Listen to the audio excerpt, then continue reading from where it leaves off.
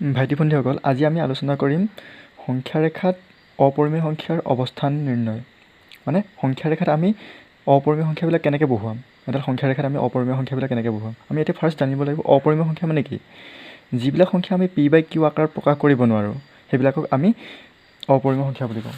p/q আকাৰত মানে এইটো p/q আকাৰত, এনেকুৱা আকাৰত যদি প্ৰকাশ কৰিব নোৱাৰোঁ সেইবিলাক সংখ্যাক অপৰিমেয় সংখ্যা বুলি কোৱা হয়। আৰু ইয়াত p আৰু qটো অখণ্ড সংখ্যা হ'ব লাগিব, অখণ্ড সংখ্যা। আৰু q ≠ 0, qটো কেতিয়াও 0 হ'ব নোৱাৰিব। সেইবিলাকৰ সংখ্যাক আমি অপৰিমেয় সংখ্যা বুলি কওঁ। যেনে √2, √3 এই সংখ্যাবিলাক হৈছে অপৰিমেয় সংখ্যা। এতিয়া আমি অপৰিমেয় সংখ্যাবিলাকক কেনেকৈ সংখ্যা ৰেখাত প্ৰকাশ কৰিব পাৰিম সেই বিষয়ে আলোচনা কৰিম। এতিয়া আমি এটা ধৰি ল'লোঁ √2টো আমি কেনেকৈ সংখ্যা ৰেখাত বহুৱাম ইয়াত আমি দেখাই দিছোঁ।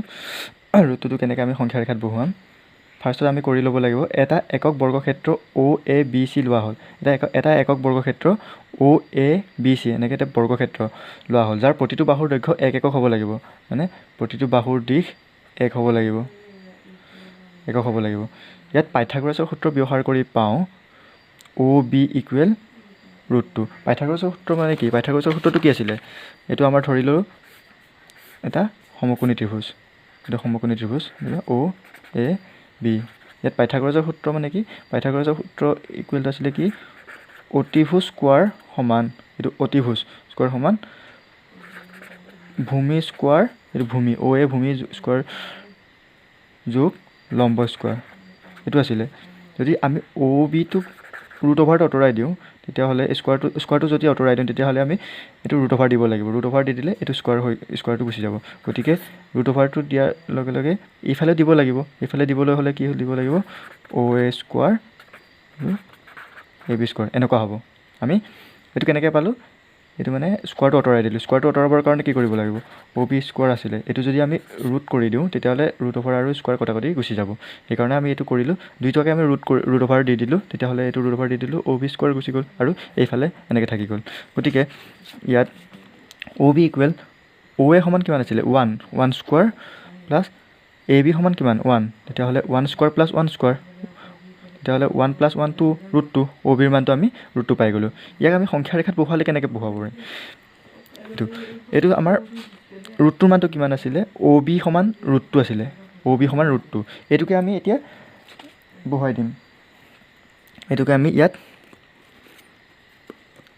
বৰ্গটো ইয়াত বহুৱাই দিছোঁ।